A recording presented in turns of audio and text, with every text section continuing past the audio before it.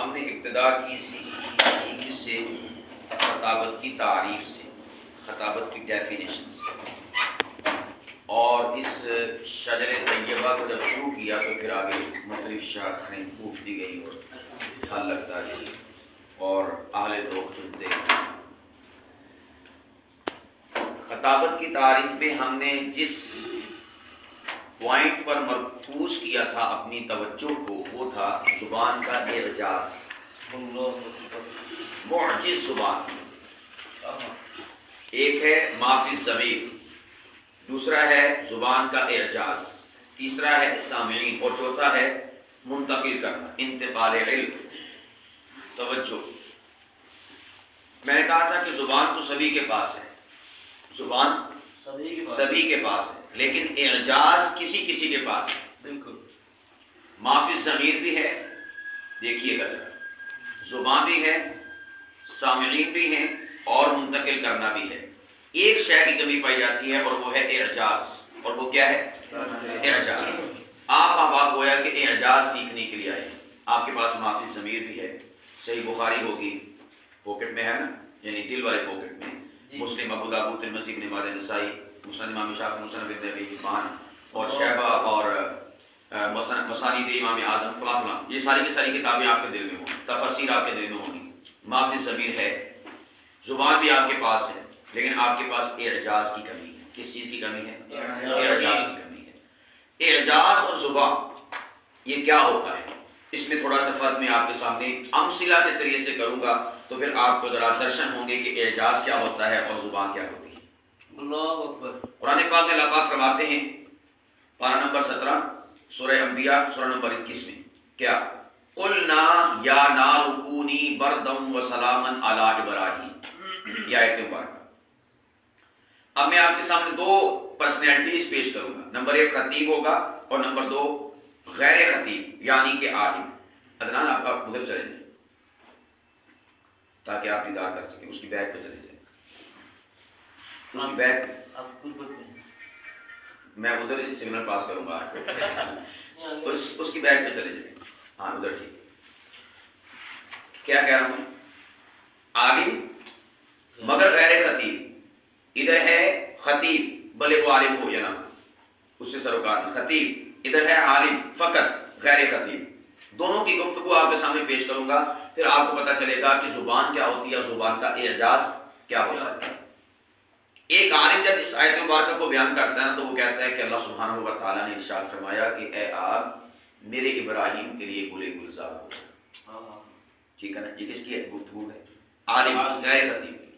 اب آتا ہے خطیب، کون آتا ہے؟ خطیب یعنی کیا؟ یعنی کیا؟ ٹھیک ہے، جب آپ تشریف لاتے ہیں، جلوہ افروز ہوتے ہیں، تو آپ فرماتے ہیں کہ قلنا یا نار کونی بردا وسلاما علی ابراہیم۔ عزیزان محترم، اللہ پاک فرماتے ہیں اے آگ، کیا کہا؟ اے آگ خبردار، تو ہے نار، یہ ہے میرا یار، اسے نہ مار، مجھے اس سے ہے پیار۔ اے آگ خبردار، تو ہے نار، یہ ہے میرا یار، اسے نہ مار، مجھے اس سے ہے پیار۔ وہ تھی اکیلی زبان اور یہ ہے معجز زبان، زبان کا اعجاز۔ یہ فرق آپ کے سامنے ہوا، واضح ہوا۔ دوسری مثال، قرآن کریم میں اللہ پاک فرماتے ہیں سورۃ البلد پارہ نمبر 30 میں، کیا؟ لا اقسم بہذا البلد وانت حل بہذا البلد، میں قسم اٹھاتا ہوں اس شہر کی، بہذا البلد، اس شہر کی۔ ایک عالم گفتگو کرتا ہے غیر خطیب، وہ کہتا ہے کہ اللہ پاک نے فرمایا کہ میں قسم اٹھاتا ہوں اس شہر کی۔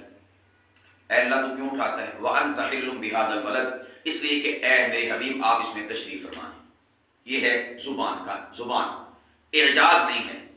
اب آ رہے خطیب صاحب اسی آیت مبارکہ کو بیان کرنے کے لیے، اسی مدعا کو بیان کرنے کے لیے، وہ کہتے ہیں، اللہ پاک فرماتے ہیں قرآن پاک میں، لا اقسم بہذا البلد، میں قسم اٹھاتا ہوں اس شہر کی۔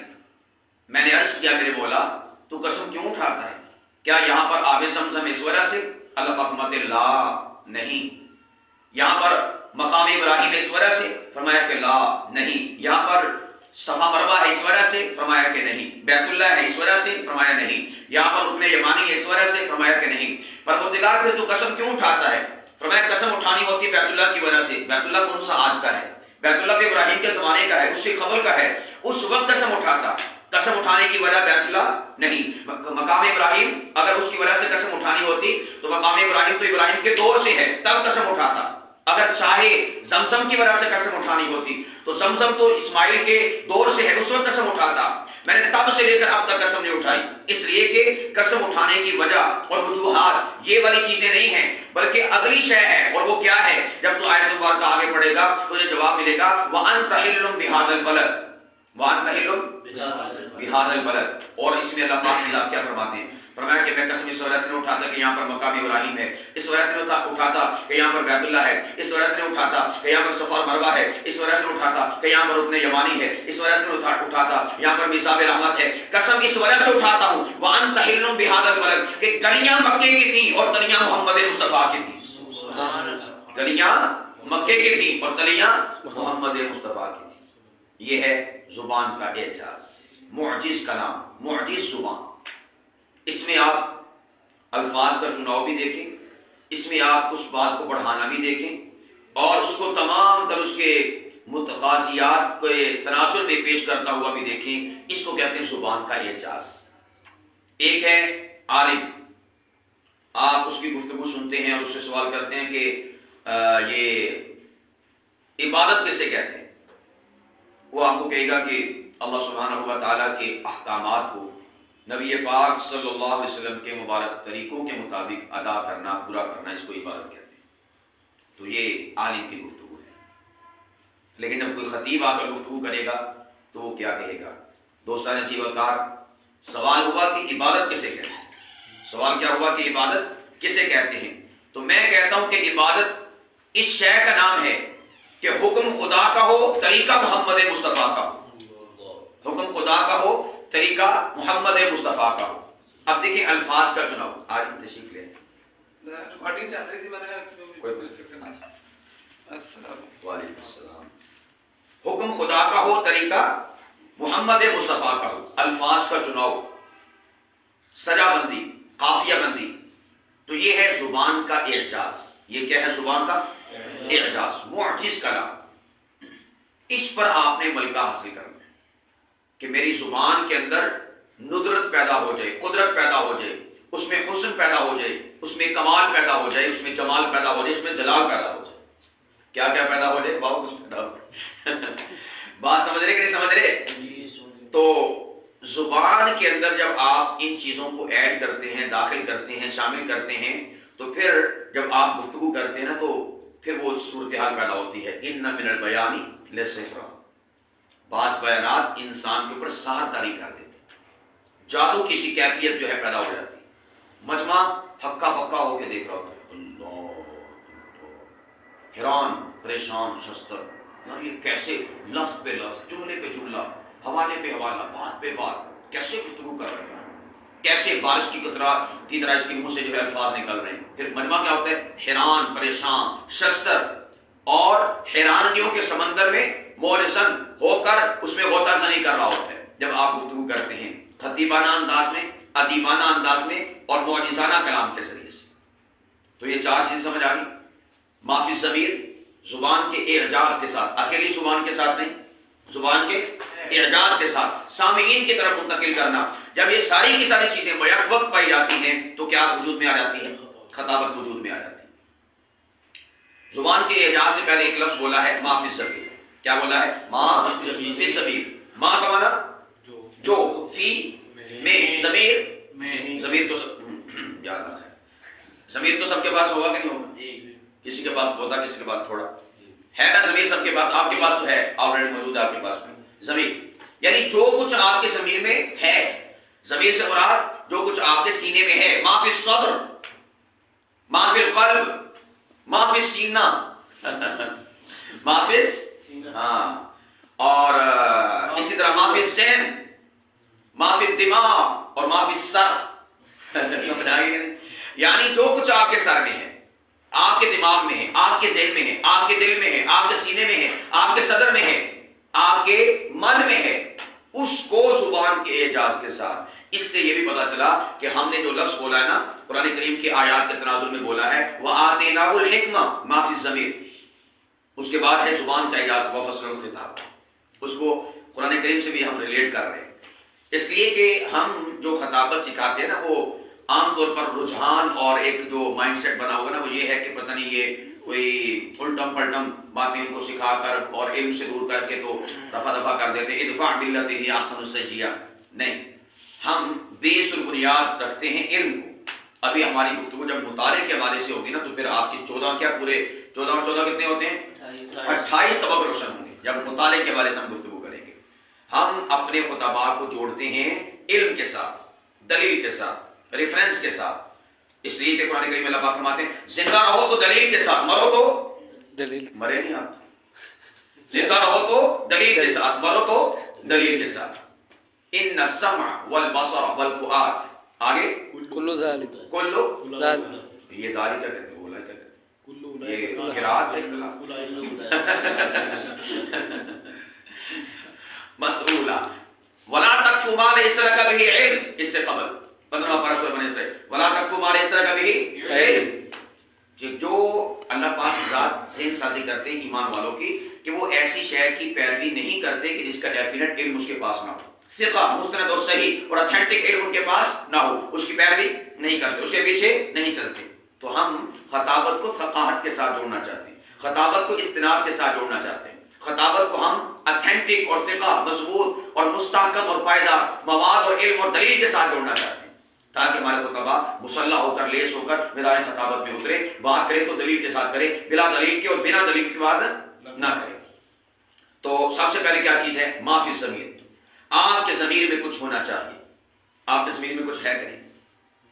آپ کے نہیں ہے، مطلب بھی کوئی علمی باتیں یہ وہ، کوئی کسی کے پاس بخاری کے 4 ابواب ہوگی، کسی کے پاس 5-6 حدیث مبارکہ ہوگی، کچھ نہ کچھ علم اور نالج تو ہے نا، اسی کو ما فی ضمیر کہتے ہیں، ورنہ ما فی ضمیر کو جو ہے کوئی سینگ نہیں لگے ہوتے یا 4-5 ٹائر نہیں لگے ہوتے۔ سمجھ آ گئی؟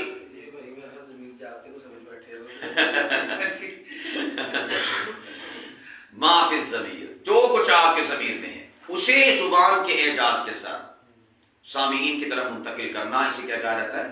خطابت۔ اور اس تعریف کے اندر بھی ہم نے ترتیب کا لحاظ رکھا ہے، اس لیے کہ جب کوئی فن مرتب کیا جاتا ہے، فنی اعتبار سے کسی شے کو، تو اس میں بڑے دماغ کو چلانا پڑتا ہے، انٹلیکچوئل دماغ کی ضرورت ہوتی ہے، انٹیلیجنٹ دماغ کی ضرورت ہوتی ہے۔ یہ جو فن لکھا گیا ہے ایویں لکھ دیا گیا ہے، ایک ایک شے کو مد نظر رکھ کر۔ اب میں جب اس کے اوپر گفتگو کروں گا تو آپ اس چیز کو سمجھیں گے۔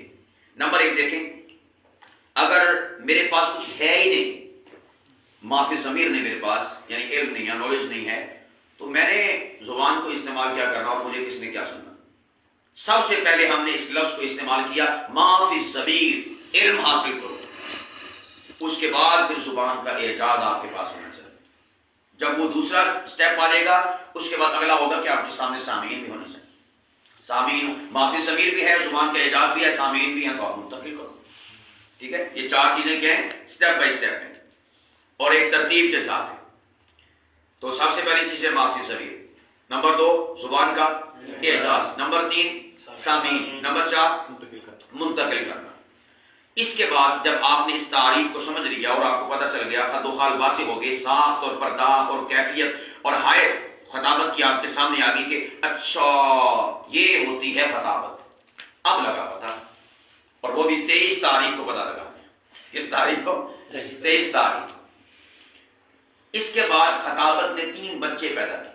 کتنے بچے پیدا کیے؟ 3، کیونکہ بچے 3 ہیں۔ ٹھیک ہے، کتنے بچے پیدا کیے خطابت نے؟ 3۔ نمبر 1 کو کہتے ہیں تقریر، کیا کہتے ہیں؟ تقریر۔ نمبر 2 کو کہتے ہیں واعظ، نمبر 2 کو کیا کہتے ہیں؟ واعظ۔ نمبر 3 کو کہتے ہیں خطاب، کیا کہتے ہیں؟ خطاب۔ یہ خطابت کی 3 اقسام ہیں، انہیں کہا جاتا ہے اقسام ثلاثہ۔ کیا کہتے ہیں؟ اقسام ثلاثہ۔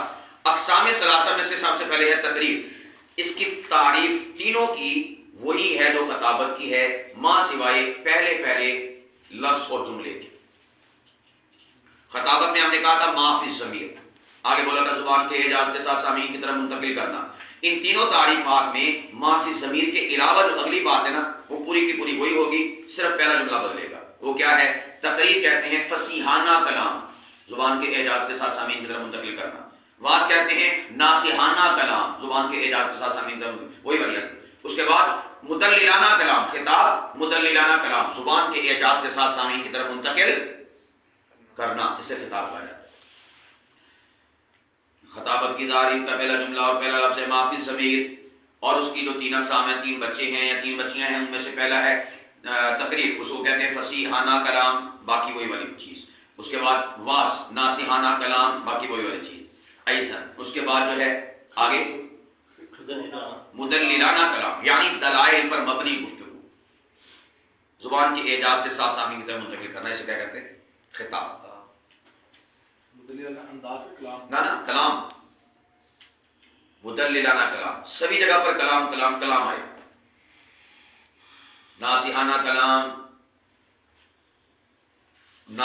اور اس سے قبل فصیحانہ کلام، تیسرا ہے مدللانہ کلام، دلائل پر مبنی گفتگو، دلائل پر مبنی کلام۔ اس کے علاوہ خطابت کی کوئی اور قسم نہیں ہے۔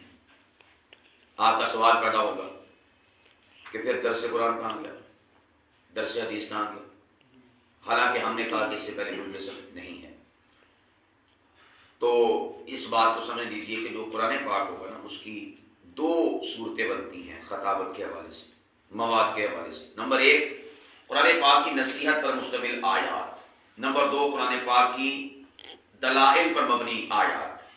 تو جب درس قرآن دے گا، اگر وہ دلائل پر مبنی گفتگو ہو تو اس خطاب کی کیٹیگری میں فال کریں گے، اے درس قرآن مگر بصورت خطاب، اے درس قرآن مگر بصورت بات، جو نصیحت پر مشتمل کلام ہو۔ مثال کے طور پر آپ شروع کرتے ہیں قرآن پاک کی آیات، یا ایھا الانسان ما غرک بربک الکریم، ارے انسان بتا تو صحیح تجھے کس چیز نے تیرے رب کریم سے غافل کر دیا۔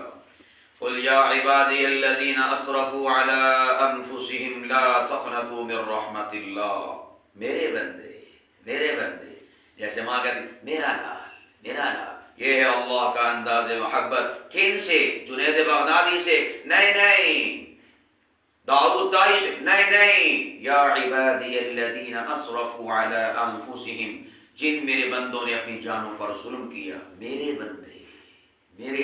یہ کیا ہے؟ نصیحت پر مشتمل آپ کا درس قرآن۔ جو آیات مبارکہ نصیحت سے متعلقہ ہوں گی، جب آپ ان کا درس قرآن دیں گے، وہ واز کی کیٹیگری میں فال کرے گا۔ اس میں پھر جب آپ ایک کو ڈسکس کریں گے نا، واز، اس کا انداز کلام، اس کا مواد اور فلاں چیزیں، اس میں ہم اس چیز کو لے کر آئیں گے کہ آپ کا پھر اس موقع پر انداز کیا ہونا چاہیے، آپ کا لب و لہجہ کیسا ہونا چاہیے، آپ کون سے الفاظ استعمال کر سکتے ہیں واز میں، کون سے استعمال نہیں کر سکتے۔ وہ ایک پراپر اس کے اوپر سمجھے کہ لیکچر ہے۔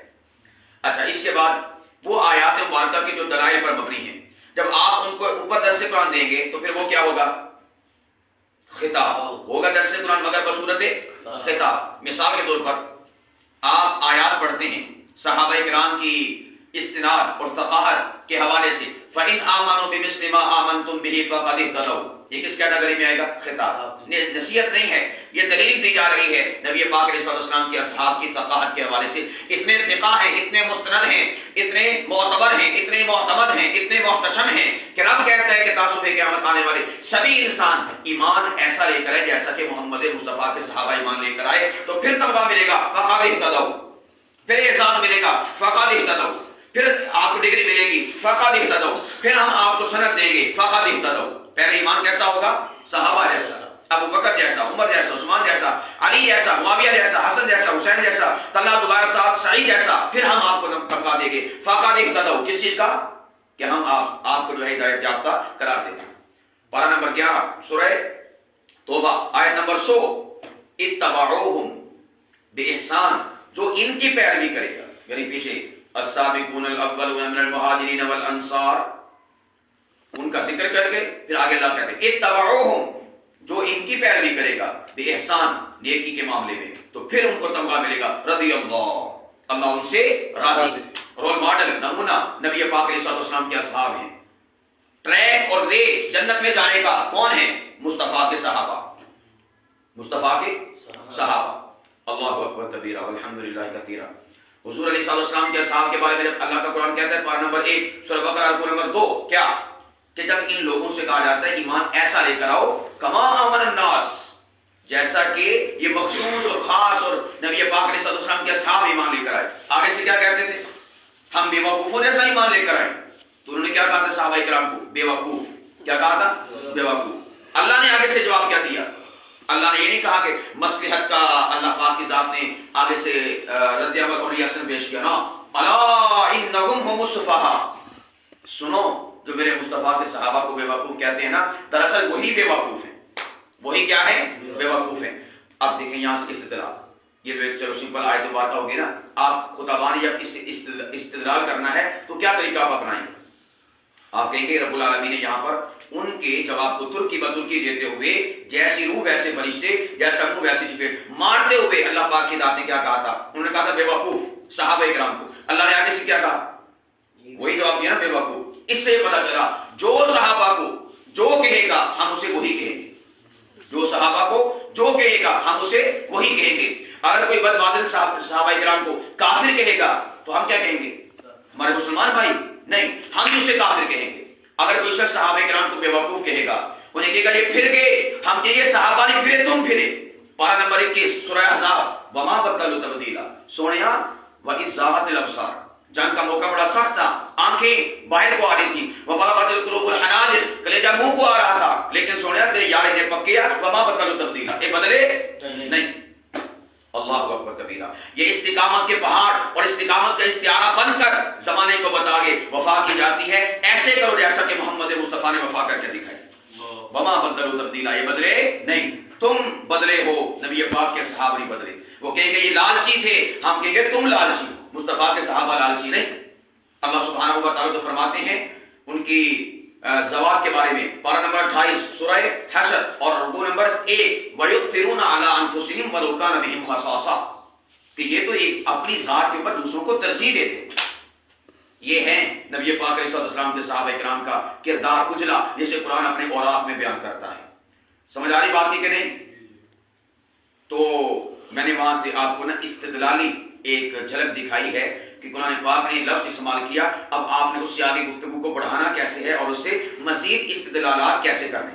اور میں نے آپ کو ایک لفظ بولا تھا، جب بھی آپ استدلال کریں گے اس استدلال میں بنیادی، حتمی، قطعی، یقینی اور اول شرط کون سی ہوگی؟ غیر معارض استدلال ہونا چاہیے. نئی بات غیر معارض ہونی چاہیے. نئی بات کیسی ہونی چاہیے؟ غیر معارض. ٹکراتی نہ ہو کسی قرآن پاک کی یا حدیث پاک کی بات سے، پھر آپ وہ نئی بات نکال کے لوگوں کے سامنے پیش کر سکتے ہیں. اللہ اکبر کبیرہ. تو ایسی آیات مبارکہ جو دلائل پر مبنی ہیں. کس پر مبنی ہیں؟ دلائل پر. جب آپ ان کو موضوع سخن بنائیں گے، موضوع گفتگو بنائیں گے، تو پھر اس موقع پر آپ اس درس قرآن پاک کو کس کیٹیگری میں لے کر آئیں گے؟ خطاب کی. کس کی؟ خطاب خطاب کی کیٹیگری میں اس کو فال کریں گے، کیونکہ وہ مدللانہ گفتگو ہے. آپ اللہ کی توحید پر بیان کر رہے ہیں. لو کان فیہما آلہۃ الا اللہ لفسدتا، پارہ نمبر 17 سورہ نمبر 21 سورہ انبیاء اور رکوع نمبر 2. لو کان فیہما آلہۃ الا اللہ لفسدتا، اگر دو خدا زمین آسمان میں ہوتے تو آپ فساد برپا ہوتا ہوا اپنی آنکھوں سے دیکھتے. یہ ہے اللہ کے ایک ہونے کے اوپر دلیل قرآن پاک سے. اسی طرح پارہ نمبر 30 سورہ اخلاص سورہ نمبر 12 قل هو اللہ احد، اللہ پاک کی ذات کی ذات واحد ہونے کے اعتبار سے دلیل، اللہ تعالیٰ کے صفات کے اعتبار سے.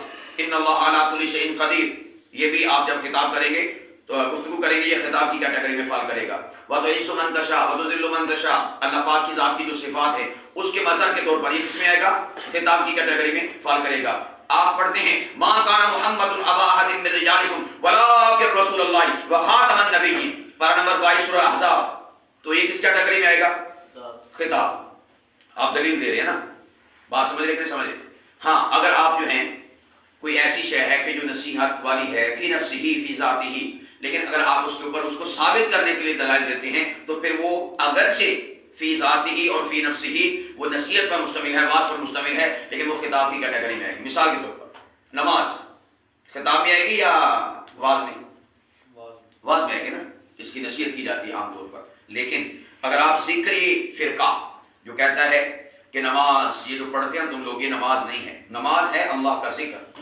جب نماز کا وقت ہو جائے تو اللہ اللہ اللہ کیا کرو؟ ذکر کرو اللہ کا، یہ ہے نماز. تو آپ جب اچھا دلیل کیا ہوگی؟ پارہ نمبر 16 سورۃ طٰہٰ، اس میں اللہ پاک فرماتے ہیں وَأَقِمِ الصَّلَاةَ لِذِكْرِي، نماز قائم کر میرے ذکر کے لیے. ان کی دلیل وہ کہتے ہیں دیکھو جی اللہ پاک فرماتے ہیں نماز قائم کر میرے ذکر کے لیے، میری یاد کے لیے. تو نماز کا اصل پرپس اور مقصد اللہ نے بیان کر دیا، ذکر. تو لہذا اللہ اللہ اللہ، یہ خداوار ہے نا، تھوڑی سی بات کرتے ہیں نا، اس کے بعد پھر وہ شعر پڑھتے ہیں، یعنی ایک شعر بار بار چل رہا ہوتا ہے. جس طرح وہ حافظ شبیر حسین حافظ آبادی تھے، حافظ شبیر حسین تھے حافظ آبادی، تو واقعہ کربلا بیان کرتے تھے. پتہ ہے کہ نہیں؟ بہت نامور مشہور شخصیت ہیں مسلک کے بریلوی. واقعہ کربلا ان کی زندگی کا سمجھے کہ نا اوڑھنا بھی سونا واقعہ کربلا تھا. حتیٰ کہ انہیں کے بارے میں مشہور ہے کہ اگر کسی ایک شخص تھا، وہ ہر جگہ پر جو ان کو ٹاپک ہو، رمضان ہو یا کہ شوال ذوالقعدہ ہو یا کہ ذی الحجہ، جمادی الاول ہو یا کہ جمادی الثانی، ان کا موضوع کیا ہوتا تھا؟ کربلا کربلا کربلا. ہاں، کسی نے کہا کہ یار اس خطیب کو نہ ذرا شکنجہ ڈالتے ہیں. انہیں موضوع دے دیا کہ آپ نے سورۃ الاخلاص پہ بیان کروانا ہے، اشتہارات پہ نام دے دیا کہ موضوع عام طور پر ہوتا تھا واقعہ کربلا. موضوع کیا ہے؟ سورۃ الاخلاص کی تفسیر. اب سبھی حیران پریشان کہ یار یہ خطیب تو وہ ہے کہ جس نے کبھی واقعہ کربلا سے یعنی میدان کربلا سے باہر نکلا نہیں ہے. دیکھتے ہیں کہ یہ وادی لبیک اللہم لبیک میں کیسے اب پہنچتا ہے اور کیا کرتا ہے. لوگ جوک در جوک آج تو ہم نا واقعہ کربلا کے تناظر میں جو ہے وہ بیان کرنے والے سے جو ہے تفسیر سنیں گے سورہ اخلاص کی، سورۃ توحید کی. آگے اس نے کہا جی آج بزرگوان نے میرے ذمہ موضوع لگایا ہے سورہ اخلاص کی تفسیر، انشاءاللہ اسی موضوع پر گفتگو ہوگی. اللہ پاک فرماتے ہیں سورۃ الاخلاص میں قل هو اللہ احد. کیا فرمایا؟ قل هو اللہ. قل سونیا کہہ دے، سونیا کہہ دے. کیڑا سونا؟ محمد مصطفیٰ. کون محمد مصطفیٰ؟ حسنین پاک دا نانا. اور کون حسین؟ آئے آئے واقع کربلا گڑی تو او حسین آئے آئے جنہیں ذی الحجہ دے مہینے دے اندر مکہ المکرمہ دے اندر حج نو چھڈیا تے ٹر پیا واقع کربلا. اب واقع کربلا شروع کر دیتا اس بات ٹر ایتھوں میں واقع کربلا کر سمجھ آ گئی. ان کا ایک جملہ ہے، وہ جب واقع کربلا بیان کرتے تھے نا اس میں کہا کرتے تھے بات کرتے کرتے واقع کوئی بھی شے بیان کی واقع کربلا کی تو پھر عظمت آل نبی بھول نہ جانا لوگو عظمت. پھر وہ مجمع پڑھنا شروع کرتے تھے. اس کے بعد پھر وہ تھوڑا سا واقع کوئی وے بیان کرتے تھے ایسا ہو ویسا ہو، پھر عظمت آل نبی. اتنی دیر میں کوئی چائے کا گھونٹ اور چائے پانی پی لیا کرتے تھے. تو اس طرح وہ میں کہہ رہا ہوں کہ واقعی اس طرح سے ذکر کریے اللہ اللہ اللہ. اس طرح یہ خدا کی نا ایک عادت ہوتی ہے، یہ صحیح عادت ہے. اس کی وجہ سے نا بڑا مجمع جو ہے وہ اٹیچ بھی رہتا ہے اور آپ کو موقع اور اوپر مل جاتا ہے کچھ ایسی ویسی ایکٹیویٹی کرنے کا، یعنی تھوڑا سانس لینے کا. وہ پھر شعر پڑھنا شروع کر دیتا ہے تو اس طرح سے نا وہ ماحول جیسا بن جاتا ہے، یعنی مجمع بھی ساتھ میں پڑھنا شروع کر دیتا ہے.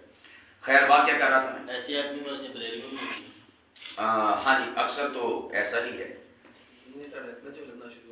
درس قرآن 2 صورتوں سے باہر نہیں ہو سکتا، یا تو نصیحت یا پھر یہ دلال. اور کوئی بتائیں جیسے پرانے واقعات جو ہیں وہ کس میں ہیں؟ اس میں نصیحت میں پرانے واقعات بیان کرنے کا مقصد کیا ہوتا ہے؟ نصیحت دلانا، عبرت دلانا. اس کیٹیگری میں ٹھیک ہے. اچھا اب آ رہے ہیں ہم درس حدیث میں. درس حدیث جب آپ دیں گے یا کوئی دے گا تو اس میں بھی 2 کیٹیگری بنے گی، یا تو وہ ہوگا باز کی صورت میں یا ہوگا خطاب کی صورت میں. وہ احادیث مبارکہ جو نصیحت پر مشتمل ہیں وہ کس کیٹیگری میں ہیں؟ واضح میں الکیس من دان نفسہ وعمل لما بعد الموت. ٹھیک ہے. اور اسی طور پر اور کوئی حدیث پاک انما الاعمال بالنیات کس میں آئے گی؟ واز اپنی نیت کو خالص کرو. یہ کرو الدین النصیحہ، دین سراپا خیر خواہی ہے. کس میں آئے گی؟ ہاں واز کے اندر آئے گی. تو اسی طور پر دلائل پر اگر ہوگی مرو ابا بکر فلیصلی بالناس، یہ کس میں آئے گی؟ خطاب میں. اور لو کان بعدی نبی لکان عمر، کس میں آئے گی؟ خطاب میں. لکل نبی رفیق ورفیقی فی الجنت عثمان، کس میں آئے گی؟ خطاب میں. من کنت مولاہ فہذا علی مولا، یہ کس میں آئے گی؟ اس میں آپ بند پڑھیں. سنیں اس کو بھی تھوڑا سا آپ سمجھ لیں اور سن لیں. نمبر 1، جتنے علی مولا اور مولا علی کرتے ہوئے دکھائی دیتے ہیں نا، یا انہوں نے اپنے میٹروں پر لکھا ہوا ہے علی مولا، یا بیگنوں کی بیک سائڈ پہ لکھا ہوا ہے علی مولا، ہم ان سے کہتے ہیں کہاں سے سنا ہے آپ نے؟ وہ کہتے ہیں کہ ہم نے اپنے ذاکرین سے سنا ہے، واعظین سے سنا ہے. ہم ان سے کہتے ہیں کہ اگر آپ کے ذاکر جنے ہیں نا، جنے، اور کوئی کتاب سے، کوئی علم سے، کوئی تحقیق سے کوئی شغف ہے، کوئی تاریخ سے شغف ہے نا، ان سے کہو کہ برسر ممبر اس واقعے کا پس منظر بیان کرتے ہیں. سوال ہی پیدا نہیں ہوتا کہ کوئی بھی ذاکر یا کوئی بھی شخص علی مولا کا نام جپنے والا اس کا پس منظر بیان کرے. پہلی بات تو یہ کہ جانتے نہیں ہوں گے، ان کو پتہ ہی نہیں کہ اس کا پس منظر کیا ہے. نمبر 2، اگر جانتے بھی ہوں گے نا تو بیان کر سکتے ہی نہیں. کیوں؟ جو اس سے نتیجہ نکالتے ہیں نا، جو ان سا مکھن نکالتے ہیں، وہ مکھن رہے گا نہیں اگر واقع اس کا من کنت مولا فہذا علی مولا کا پس منظر بیان کرتے ہیں. ثابت کیا کرتے ہیں اس سے؟ بولو. ارے مخالف کے دلائل کا بھی آپ کو علم ہونا چاہیے، پھر آپ جو ہے اس میدان کے اندر مار اور شکست نہیں کھائیں گے. ان کا اس سے مقصد یہ ہے کہ وہ اس سے خلافت ثابت کرتے ہیں کہ غدیر قوم کے موقع پر نبی پاک علیہ السلام نے مولا علی کا ہاتھ اپنے ہاتھ میں دیا اور فضا میں بلند کر کے کہا تھا من کنت مولا فہذا علی بولو مولا. تو اس سے کیا ثابت ہوگی؟ خلافت ثابت ہوگی کہ نبی پاک علیہ السلام نے گویا خلافت کا اعلان کیا تھا. اسی وجہ سے 18 ذی الحجہ کو یہ اس مناسبت سے عید غدیر مناتے ہیں. عید غدیر کہ خلافت میں دی تھی مولا علی. اچھا، اس کے کئی پہلو ہیں، ان میں سے جو پہلو ہمارے ریلیٹ اور متعلق اور منسلک ہے ہماری گفتگو سے جو جڑ گیا ہے، ہم اس کو ڈسکس کرتے ہوئے بات آپ کے سامنے رکھتے ہیں تاکہ آپ کو بھی اس کا سنہری پتہ چلے. پس منظر کیا؟ پس منظر یہ تھا کہ رسول پاک صلی اللہ علیہ وسلم نے رمضان کے مہینے کے اندر حضرت مولا علی کی سرکردگی میں، ان کی قیادت و سیادت میں، ان کی امارت میں ایک لشکر روانہ کیا تھا یمن کی طرف چڑھائی کرنے کے لیے. 300 افراد کے اوپر مشتمل وہ لشکر تھا. انہوں نے اپنا کام شام کیا، لڑائی شڑائی کی، جو بھی کیا، معاملہ حل ہو گیا، کلیئر ہو گیا. اوپر سے آگے ذی الحجہ، رمضان، شوال، ذی القعدہ اور ذی الحجہ. یہ دیکھ رہے ہیں، آپ کو بھی سمجھا رہا ہوں تاکہ آپ بھی کسی کا کل گریبان پکڑ سکیں، کسی کا ہاتھ پکڑ سکیں، کسی کی زبان پکڑ سکیں کہ علی مولا کو کہہ رہا ہے، اس کا پس منظر کیا ہے، بیک گراؤنڈ کیا ہے، بتا مجھے تو کیسا علی مولا کہنے والا ہے. ہاں، میں کہتا ہوں علی مولا اور مجھ سے پس منظر سن، میں بتاتا ہوں اس کی ڈیٹیل، اس کے بیک پر کیا ہے. تو جب آپ کو پتا ہوگا تو پھر ہی آپ ایسا کر سکیں گے نا، ورنہ آپ کہیں گے بھی جیسا تو ہے ویسا میں ہوں. سمجھ آئی؟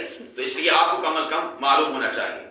تو لشکر گیا، یہ 4 مہینے، رمضان، شوال، ذی القعدہ، ذی الحجہ. رمضان میں روانہ کیا. کتنے افراد پر مشتمل تھا؟ 300. امیر کون تھے؟ مولا علی المرتضیٰ شیخ خدا رضی اللہ. چلا گیا، سلسلہ جاری رہا، اور اس کے بعد اللہ پاک کی ذات نے فتح عطا فرما دی. فتح عطا فرمانے کے بعد مولا علی نے اپنے ان لشکریوں سے کہا کہ بھئی نبی پاک علیہ السلام نے اس سال کرنا ہے حج، تو میں نے آپ علیہ السلام کے ساتھ کرنا ہے حج.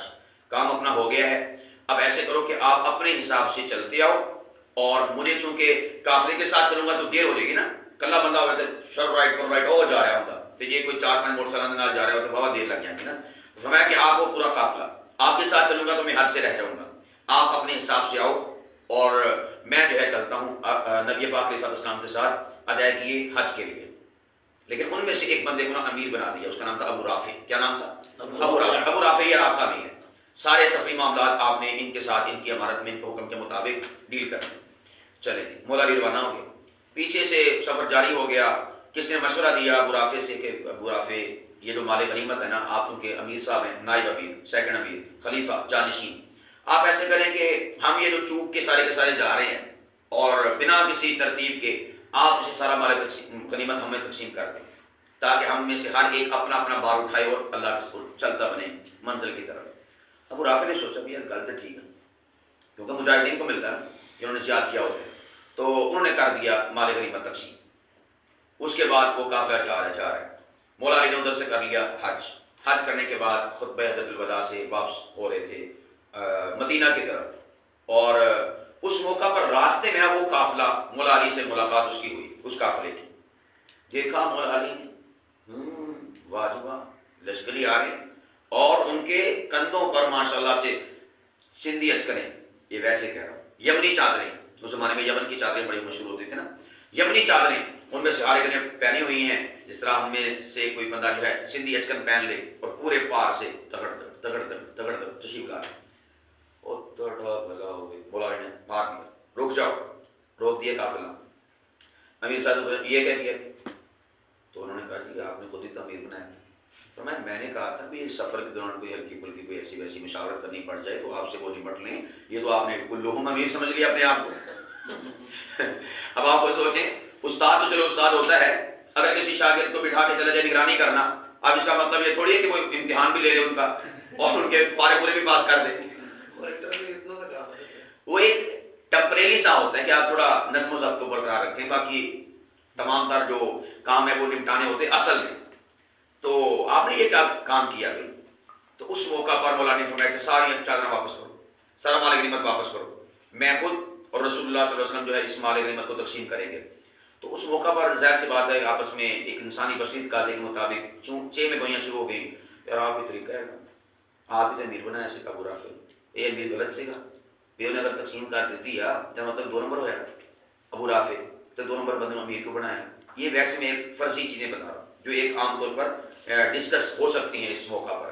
یہ باتیں جب انہوں نے کی نا تو انہوں نے چادریں مال غنیمت واپس کر دیا، ٹھیک ہے آپ کریں، لیکن ان کے دلوں میں یہ بات آ گئی کہ کام چنگا نہیں کیتا مولا علی جو اسی تقسیم کر چڑی، وہ بھی تاڑے امیر جڑا متعین کرتا وہ اجازت نہ، حکم نہ، مشاورت نہ، تو آپ واپس لینے کا کیا تو کرتے ہیں؟ تو اس واقعے کی رپورٹ پہنچی نبی پاک علیہ السلام کے پاس۔ نبی پاک علیہ السلام کا عمل یہ تھا کہ جب کبھی پتہ چلتا کہ فلاں فلاں سے ناراض ہیں یا فلاں فلانے سے ناراض ہیں تو نبی پاک علیہ السلام ان کی ناراضگی کو ختم کرنے کے لیے اس بندے کی کوئی نہ کوئی تعریف، اس کی توصیف، اس کی کوئی ستائش بیان کر دیتے تھے تاکہ لوگوں کے دلوں سے اس کی جو قدورت ہے وہ چلی جائے۔ تو آپ علیہ السلام اس موقع پر غدیر خم نامی گاؤں تھا، گاؤں کا نام کیا تھا؟ خم، اور جس کنویں کے پاس ٹھہرے تھے اس کا نام تھا غدیر، اس وجہ سے اسے غدیر خم کہا جاتا ہے۔ وہاں نبی پاک علیہ السلام نے پڑاؤ ڈالا ہوا تھا ایک روٹین کے مطابق، وہاں پر یہ بات پہنچی تھی تو آپ علیہ السلام نے اونٹ کا کجاوا جو ہوتا ہے نا وہ منگوایا، پالان اس کا، اور اس کے اوپر جلوہ افروز ہو کر صحابہ کرام سے خطاب فرمایا تھا، اور اس موقع پر اپنی جو محبت و مودت ہے اور جو اولویت ہے کہ حضور ہم سے سب سے زیادہ قریب ہیں، اس کو بیان کرنے کے بعد، تھوڑا ماحول بنانے کے بعد، اس سے یہ بھی پتہ چلا جب خطیب کوئی بات کہنا چاہے، منوانا چاہے، سمجھانا چاہے، پہنچانا چاہے، اس عقیدے پر لانا چاہے، اس سے پہلے کوئی ماحول بنائیں، یہ نہیں کہ ڈائریکٹلی نہ، اس سے پہلے کچھ لوگوں کے ذہنی زمین کو ہموار کریں۔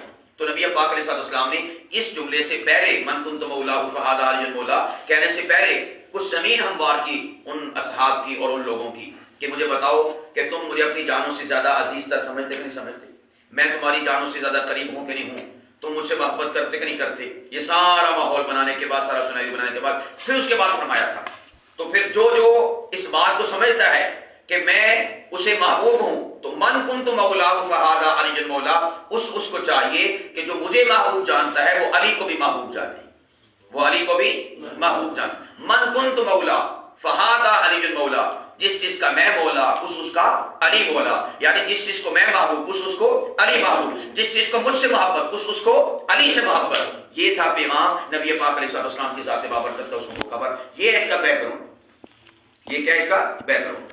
اب اس کو ذرا ہم تھوڑا جھیلتے ہیں کس طرح سے۔ نمبر 1، مولا کے لیے کئی معنی ہیں، یہ ہے وہ ہے فلاں ہے فلاں ہے فلاں ہے۔ ہم کہتے ہیں الفاظ، لفظ ہے نا، لفظ اس کے کئی معانی ہیں، کئی مطالب ہیں، کئی مفاہیم ہیں، ان میں سے کوئی ایک تو متعین کرنا کہ نہیں کرنا۔ اصول کیا ہے؟ اتنے سارے معانی میں سے اس بولے گئے لفظ کا یا استعمال شدہ لفظ کا معنی متعین کون سا ہم کریں؟ اصول کیا ہے؟ اصول ہوتا ہے سیاق و سباق دیکھنا۔ کیا ہوتا ہے؟ سیاق و سباق دیکھنا کہ آگے پیچھے ہوا کیا ہے، موقع کیا تھا، محل کیا تھا، کیا وہ وجہ تھی کہ جس بنا پر یہ لفظ بولا گیا۔ تو جب ہم اس کا سیاق و سباق دیکھتے ہیں نا، واقعہ کیا ہے، پس منظر کیا ہے، ہوا کیا تھا، شان ورود کیا ہے، تو وہ ہمیں دکھائی دیتا ہے کہ ان لشکریوں کے دل میں مولا علی کے بارے میں کچھ ایسی ویسی بات آ گئی تھی کہ یار آپ کم چنگا نہیں گرتا ہے، آپ کے توپ بندہ یہ باتیں آ گئی تھی۔ تو اس موقع پر نبی پاک علیہ السلام نے جب اس لفظ مولا کو استعمال کیا نا تو وہ حب کے معنی میں تھا، کہ کس معنی میں تھا؟ حب کے معنی میں تھا، محبت کے معنی میں تھا، نہ یہ کہ کسی اور معنی میں۔ تو معنی متعین ہو گیا۔ اب اتنے سارے معانی میں سے ایک معنی جب متعین ہو گیا تو اس سے یہ پتا چلا کہ یہاں پر فقط ایک معنی ہے من کنت مولا فہذا علی مولا کا، اور وہ کیا ہے؟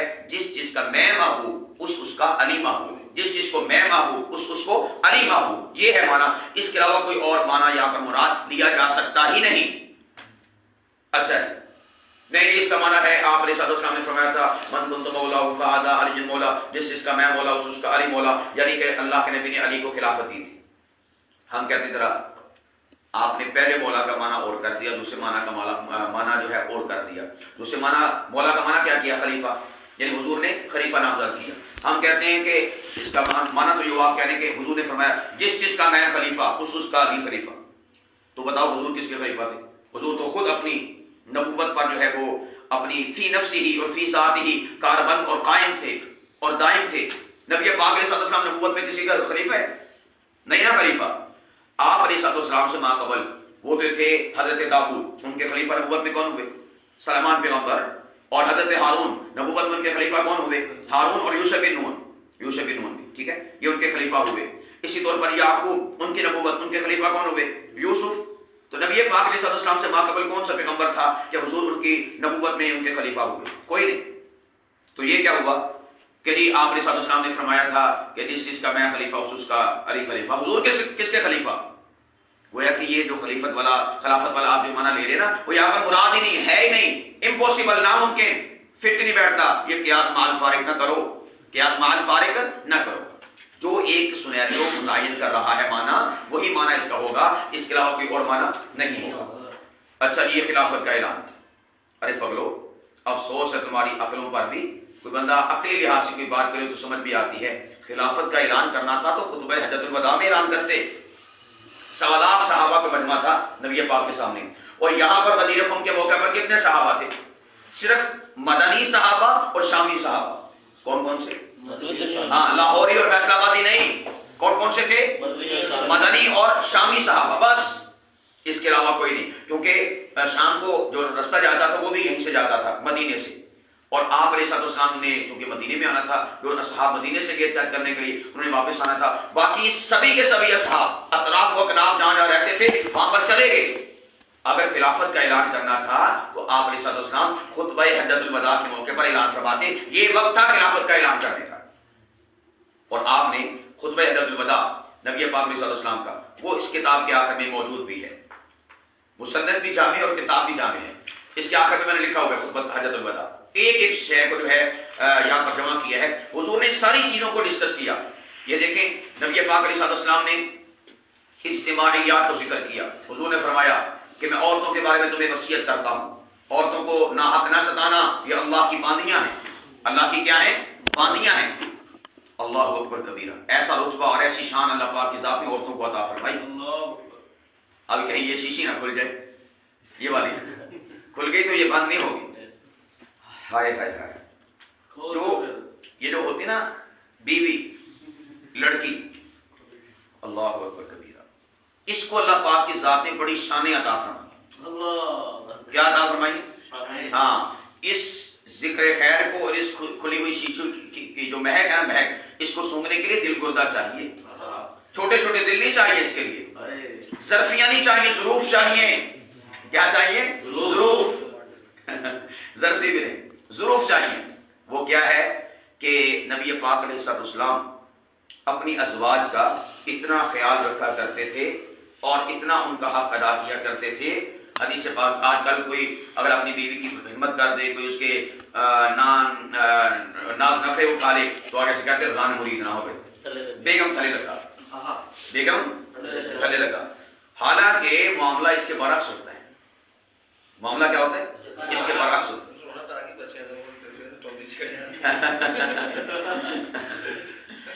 اللہ اکبر کبیرہ۔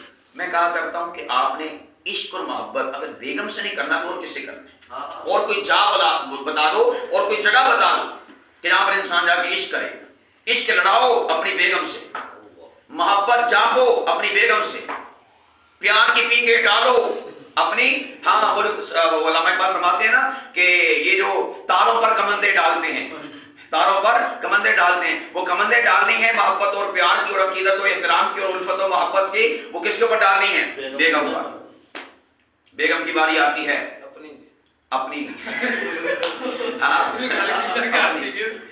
کسی اور کی نہیں. باہر دکان ہے کپڑے کی. جی باجی آ جاؤ باجی بیٹھو باجی. باہر جی بیگم نکھتی نہ ہوئی تم سنتا نہیں آگا. ایک بڑے تم کہتا ہے فلانا کام نہیں کہتا ٹمکانا اس کو جھڑکتے ہیں. باہر جی باجی کاش کہ تو جی باجی تیریاں 4 دفعہ اتنے کیتا ہوتا نا تو کاش سے رونقاں لگ جاندیاں. 12 نبی بلا لیا لیٹاں لگ جاندیاں کاش. مگر ہمارے گھروں میں یہ جی باجی نہ کرنے کی وجہ سے صفحہ ماتم بچھا ہوا ہے. مولانا ابو الحرام کی طرح بدلے سے ایزا لگی ہوئی ہے. نہیں میرے پیارو، خوبصورت الفاظ پاس کرو اپنی بیوی کے ساتھ. خوبصورت الفاظ کا استعمال کرو اپنی بیوی کے لیے. جانو کہو تو بیوی کو، پیاری کہو تو بیوی کو، سونی کہو تو بیوی کو. کس کو؟ بیوی کو. ہاں بیوی کو. کہتے ہو کہ بھی ڈر لگتا تمہیں.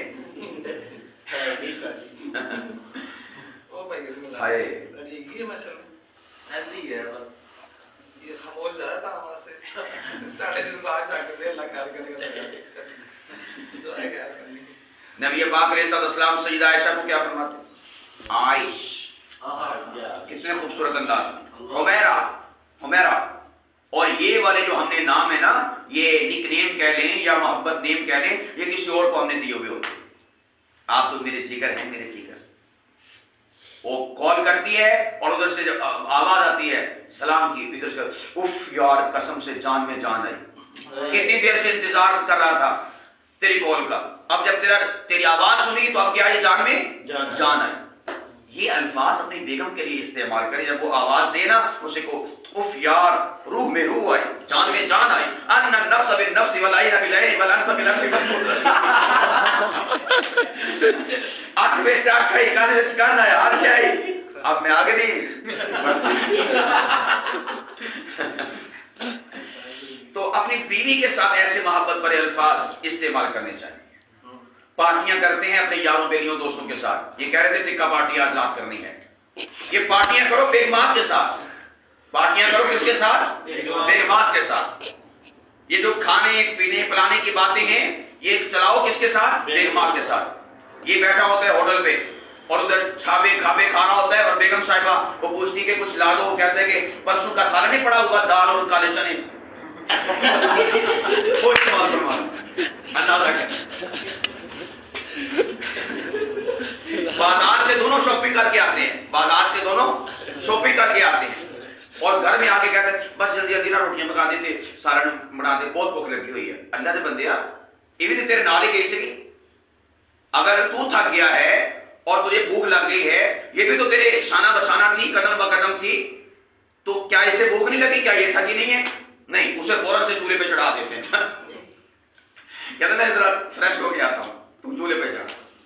ظالم آدمی، جہاں تم نے اتنے 1000 روپے لگا دیے شاپنگ پہ، 500 1000 روپے 1500 روپے کا بازار سے کھانا لیتے آتا اور بیٹھتا اور بیٹھ کر جو ہے اکٹھے بیٹھ کے کھاتے انجوائے کرتے. تھکاوٹیں اترتی. اسے تھکاوٹ پر تھکاوٹ، تھکن پر تھکن، جو دے مسلسل کا اسے جو ہے بنایا ہوا ہے فرق. اور خود جو ہے وہ کہہ رہے کہ میں فریش ہو کے آتا ہوں، یہ کر لوں وہ کر لوں، تو ذرا فلانی شے بنا دے فلانی شے بنا دے. نہیں، ایسے نہیں. بیگمات کے ساتھ پارٹیاں کرو. بیگمات کے ساتھ اپنی دعوت کا دور چلاؤ. نبی پاک علیہ السلام اتنے زیادہ اپنی بیویوں کے ساتھ اچھے ہوتے تھے کہ آپ علیہ السلام سیدہ خدیجہ کی وفات کے بعد گوشت ان کی سہیلیوں کے گھر بھیجا کرتے تھے. آپ خود سوچیں جو نبی بیوی کی سہیلیوں کے ساتھ اتنا اچھا برتاؤ کرتا ہے وہ اپنی بیوی کے ساتھ کتنا اچھا برتاؤ کرتا ہوگا. اللہ اکبر. حدیث سے بعد میں آتا ہے سیدہ صفیہ بنت حیی رضی اللہ تعالی عنہا، یہ سیدنا ہارون علیہ السلام کی لڑی میں سے ہے. یہ بھی میں نے مسجد موسیٰ میں دلیل ڈالی ہے کہ میرا نبی موسیٰ جیسا کیسا ہے اور کتنی ہائی لیول کی اس میں مماثلت پائی جاتی ہے. تو سیدہ صفیہ کے ساتھ نکاح ہوا حضور علیہ السلام کا. تو آپ علیہ السلام نے اس موقع پر جب ٹریول کر رہے تھے، سفر کر رہے تھے، تو سیدہ صفیہ اونٹ سے گر گئے. اب جب دوبارہ اونٹ پر بٹھانے کی باری آئی تو آپ صلی اللہ علیہ وسلم نے اس موقع پر یہ کہ کوئی سٹول منگوا کے کہا کہ پاؤں رکھ کر اوپر چڑھ جا. نہ، حدیث پاک میں آتا ہے کہ نبی پاک علیہ السلام اپنے گھٹنوں کے بل بیٹھے، پاؤں زمین پر ایسے کر کے بیٹھے، اور ایسے کر کے بیٹھ کر نبی پاک علیہ السلام نے فرمایا صفیہ، ایک حدیث پاک میں آتا ہے میرے گھٹنوں پر، اور دوسری حدیث پاک میں آتا ہے میرے کندھوں پر اپنے پاؤں رکھ کے اونٹ پہ سوار ہو جا۔ یہ ہے بیوی کے ناز نخرے اٹھانا۔ ہم میں سے کوئی ایسا کر سکتے؟ سوال ہی پیدا نہیں ہوتا۔ ماں مر جائے گی، ساس مر جائے گی، سسر مر جائے گا، دیور اور جیٹھ کے سارے رشتے تباہ ہو جائیں گے، ہم میں سے کوئی ایسا کر دے؟ ضرورت ہی نہیں ہے، ہمت ہی نہیں ہے۔ ویسے بڑے جبل استقامت ہیں، استقامت کے پہاڑ ہیں، پہاڑ بھی کوئی لاگے چاگے کے نہیں، پورے کے پورے کوہ طور ایسے بڑے بڑے جبال العلم اور جبال الاستقامت ہیں، لیکن یہاں پر اس موقع پر آ کر سب کے سب جو ہے وہ ریت کا ڈھیر ہو جاتے ہیں، سب کے سب سہم جاتے ہیں، ڈر جاتے ہیں۔ معاشرہ کیا کہے گا، زمانہ کیا کہے گا، ماں کیا کہے گی، بیوی کیا کہے گی، بہن کیا کہے گی، دیور کیا کہے گا، اس کا میری بیوی کا جیٹ کیا کہے گا کہ تو بیوی کرے لگا، ایک ہی کام کرتا میں، توبہ توبہ استغفر لا حول ولا قوت الا باللہ، بیگم نو سکی پھر دا اللہ دے بندے ہو، بیگم نہیں سکنی تو اور کیوں سکنا؟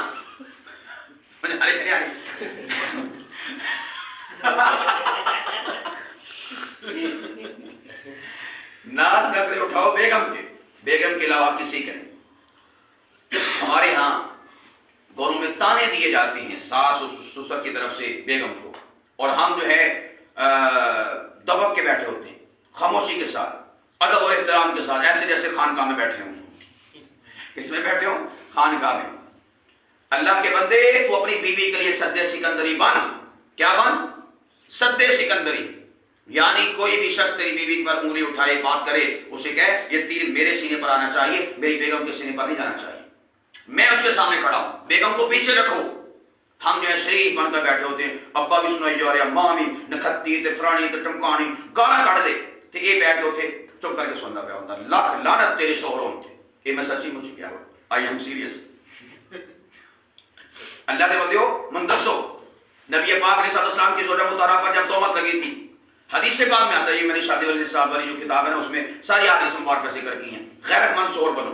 آپ علیہ السلام نے فرمایا تھا میرے صحابہ ممبر پر جلوہ افروز ہو کر مجھے بتاؤ ان منافقین کا میں حشر کیا کروں جنہوں نے میری بیوی پر تہمت لگائی۔ ایسا نبی تھا جو اپنی بیوی پر اٹھنے والی ہر انگلی کو توڑنے کے لیے مستعد تھا، صحابہ سے مشورہ لیتا تھا۔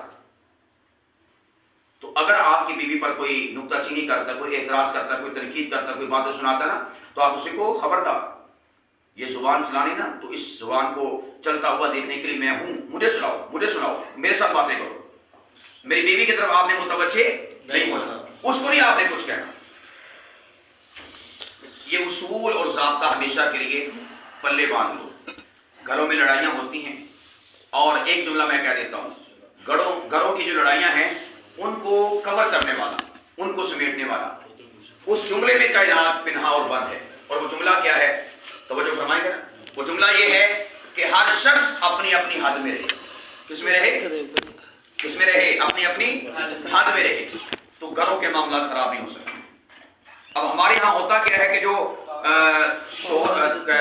والدین ہوتے ہیں، میاں ان کے جو ہے آپس میں میاں بیوی ہوتے ہیں، کیا وہ تو جناب والا کہہ لو کہ نا جدوں بار ہوتا وا کوئی نہ کوئی شے انہیں پائی ہوتی ہے چھوڑے سے، میری شائستہ پہ کھا لے، میں بعد سے کھاواں، کسی نے نہیں پوچھتا ہے گا، اللہ نے بڑی قریب پوچھا۔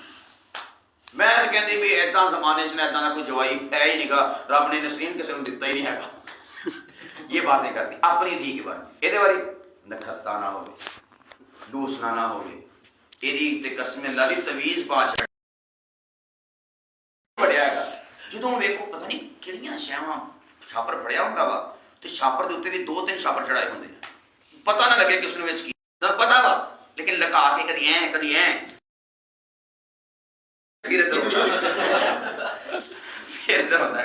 یہ باتیں اپنے بیٹے کے بارے میں، آڑی پرائی دھی لے کے آتے نا، یہ بارے اپنی دھی بڑی ہائے ہائے نسرین تینوں کی دسا، رب نے اتنا جوائی کسی نے دتا ہی نہیں ہے۔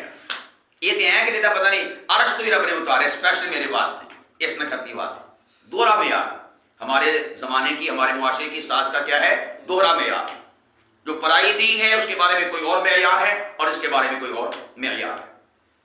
اسی وجہ سے کسی نے کہا تھا، اور وہ کہنے والا بھی عارف تھا، اور عارف بھی آپ کے سامنے بیٹھا ہوا ہے، اس نے کہا تھا ساس सीधी पढ़ो तब भी सास है, उल्टी पढ़ो तब भी सास है।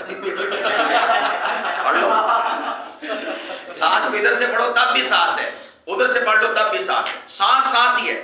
ये बात अजहर मिन शम्स है, ये बात क्या है? अजहर मिन शम्स है, मुतरश्शि है, वाशिगाफ है, कोई इसमें इख्तिलाफ नहीं किसी भी इमाम का। उम्मत का इस मामले में, इस मसले पर क्या है? इज्मा। सास सास है, सीधी तरफ से पढ़ो तब भी, उल्टी तरफ से पढ़ो तब भी। तो इसलिए वो जो बेचारी बोली सी होती हैं, वो कहती हैं अम्मी जी अम्मी जी अम्मी जी, वो सास ही है, ये अम्मी जी नहीं है। अम्मी वो ही है तेरी एक कभी। इसे चाहिए कि ये माँ का किरदार अदा करे। किसका किरदार अदा करे? माँ का। असल तेरी धी और तेरी बेटी ये है जो किसी के घर तेरे आई है, असल बेटी ये होती है। अगर तू इसको अच्छा समझेगी ना, इसके साथ अच्छा बर्ताव करेगी, तो तेरी बेटी के साथ भी कोई अच्छा बर्ताव करेगा। और ये जो बेटी किसी के घर गई है, तो वो जो घर वाले हैं उनकी असल बेटी ये वाली है।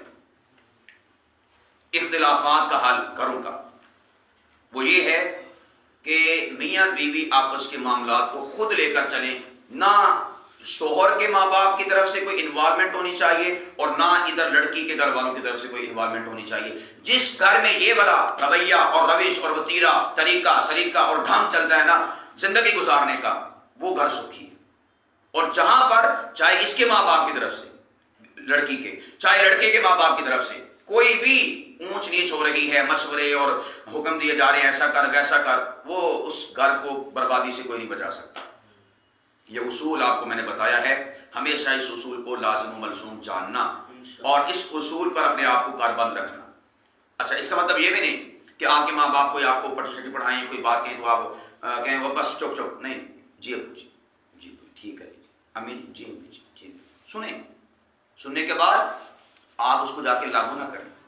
वैसे बिना बताए उसे कहें कि बेगम साहब अगर ऐसे कर लिया जाए वैसे कर लिया जाए, तो अगर आप देखें कि उसकी मुताबिकत वही वाली जो कह रहे हैं माँ बाप, कैसे कर लो वैसे कर लो, मुताबिकत पाई जा रही है, नूर नूर सोने पे सुहागा। तो अगर आप देखें कि मुताबिकत नहीं पाई जा रही, अब गोया कि दो किस्म की आरा आपके सामने, वो कहती कि नहीं, वो कहते कि ऐसे करो।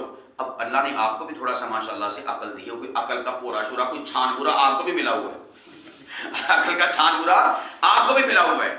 इसको कब इस्तेमाल करना है, कहां इस्तेमाल करना है? यारों में, बेलियों में, इधर उधर बड़ा इस्तेमाल करते हैं। असल रिश्ता तो ये है, असल जगह तो ये है, यहां पर इस माए मुस्तमल को इस्तेमाल कर दो यहां पर इसको इस्तेमाल करो। अल्लाह के बंदो, जज करो, देखो कि कौन सी राय बेहतर है कि जिसकी वजह से हम मामला से लेकर चल सकते हैं। क्योंकि दो आरा आपके सामने आ गई है, वो कहती कि नहीं, वो कहते कि हाँ, या ये कहती कि हाँ और वो कहते कि नहीं। अब आपने फैसला करना है अपनी अकल से, ताकि मामला सही डगर पर चल सके। तो आपस के मामला को आप आपस में लेकर चलें, इधर उधर शेयर ना करें और इधर उधर के मशवरों पर आप अमल ना करें। इंशाअल्लाह अज़ीज़ घर आपके लड़ाई और झगड़े से क्या होंगे? महफूज रहेंगे, महफूज। हमारे यहाँ नंबर एक तो ये भी बहुत बड़ा अलमिया है कि कई खामद देखे हैं वो अपनी बीवियों की बेइज्जती करते हैं अपने भाइयों के सामने, अपनी बहनों के सामने। शाजिया तो एक बार ना बस छड़ दे, मनु छड़ दे, मैं इधर पांचा कर देना है। शाजिया के सामने बेइज्जती करी जाते अपनी बेगम की, शाइस्ता दी, शाइस्ता तो रियारी से ना, हाँ शाइस्ता दी, शाजिया के सामने। अल्लाह दे बंदे, मान लिया कोई शिकायत आ, कोई प्रॉब्लम, हाँ गलती हो गई करूं, एक गल पल्ले मानो किसी के सामने अपनी बीबी के उत्ते जुबान नहीं चढ़ानी। कलियां वड़ के कमरे से पावे मैं ला पा कर दो, नो टेंशन नो प्रॉब्लम, खैर आ तड़ा आपस का मामला। यार इज्जत नफ्स भी कुछ होती है, ए क्या आप कहूं आपको, बाढ़ डाल के गैरतमंद कहूं या निकाल के कहूं, इज्जत नफ्स भी कोई शय होती है। आप अपनी बहनों के सामने उसकी बेइज्जती करते हैं, अपने भाइयों के सामने उसकी बेइज्जती करते हैं, अपने माँ बाप के सामने उसकी बेइज्जत, फिर क्या माँ प्यो, वाह, अगर वो अपने माँ प्यो के तेरे सामने बेइज्जती करते, तेरी बेइज्जती करे तो फिर वो फिर माँ प्यो नहीं है। हम कहते हैं कोई गल नहीं, माँ प्यो अगर मैं बिलफर्ज तेरे मैं इतना कहता उतना कहता करता को माँ प्यो हुआ, अपने थोड़ा माँ प्यो हुआ तो ठीक है, फिर वो अपने माँ प्यो तेरे सामने तेरी बेइज्जती कर दे, फिर चंगा उस मौका पर कहेगा आज तो बाद में पेखा निकल बनाना है, आज तो बाद में तेरे जाना है, तू मेरे अपने माँ प्यो के सामने मेरी बेइज्जती की है, फिर वो तू गुस्से होता अपने बारी ओदे बारी कोई गल नहीं, माँ प्यो एक प्लास्टिक दे, माँ प्यो दे स्टील दे, तेरे ओरिजिनल और चाइना के माँ प्यो तेरे जापानी माँ प्यो, इन्हों की मशीनरी बिल्कुल जापान पाई तो उन्होंने बेचारे की دو نمبر مشینری ہے. تو یہ ہمارے دوہرے معیار ہے. کیا ہے؟ دوہرے معیار. خامد کہتا ہے ناراض ہو جائے اگر بیگم تینوں کنے حق دیتا ناراض ہونا تیری ضرورت میں نہ ناراض ہو جائے. اللہ دے بندیا نبی پاک علیہ السلام عائشہ جب تو ناراض ہوتی ہے تو مجھے پتہ چل جاتا ہے, جب تو راضی ہوتی ہے تب بھی مجھے پتہ چل جاتا ہے. یا رسول اللہ وہ کیسے؟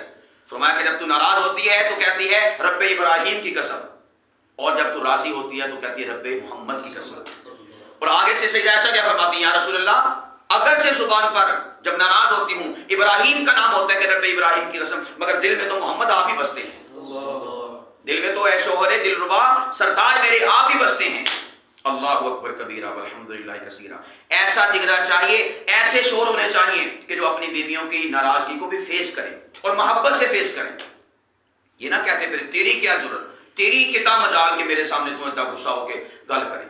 ہم کہتے کہ نہیں کہتے؟ گھروں کے حال احوال میرے دوستوں یہی ہیں. اپنے گھروں کے حالات کو بدلو. اور یہ جو روش پیچھے سے چلی آ رہی نا, ہم کیا ہیں عامل بنے ہوئے اپنے ماں باپ کی. میرا ابا کہ میرے ہوا کوڑتا ہوں نسل کرتی میں کیا کٹیا نہیں ہے میرا بتا میرا کوئی غلط کام کر سکتا ہے سیدھے رستے پہ جانے صراط المستقیم پہ نہیں آئے گا.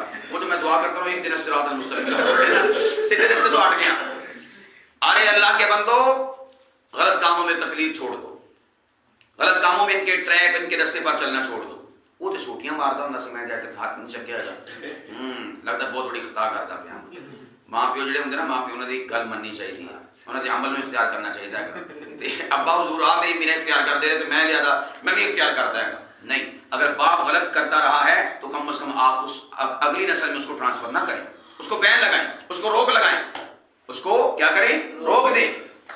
اگر وہ تھپڑ مارتا تھا نا تو میں تھپڑ نہیں ماروں گا. نبی پاک علیہ السلام نے کیا فرمایا؟ فرمایا اسی کو آپ بوسو کنار کرتے ہو اور آپ اسی کو مارتے ہو, اسی کے ساتھ رات کو مجامعت اور اس سے نفع اٹھاتے ہو اور اسی کے ساتھ آپ اپنا ایسا رویہ اختیار کرتے ہو.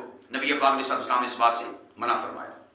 فرمایا کہ تمام با اخلاق لوگوں میں سے سب سے بڑا اخلاق میں محمد مصطفیٰ ہوں, اور سب سے زیادہ میرا اخلاق جو بہتر اور اعلیٰ اور برتر اور زبردست قسم کا اخلاق پیش کرتا ہوں میں کس کے ساتھ؟ فرمایا وہ اپنی بیویوں کے ساتھ پیش کرتا ہوں. آج ہمارے سبھی کے ساتھ اخلاق استاد دوست ہے, کیا بات ہے, اس کے ساتھ ہنسی خوشی گپیں شپیں یہ وہ نہ جانے کون کون سے ورجن. بیگم سارا نزلہ اس کے اوپر, سارا غصہ اس کے اوپر, ساری تباہی واہی ویل لکل ہمدد ظالمو تختہ مشق بنا رکھا ہے تم نے بیوی کو.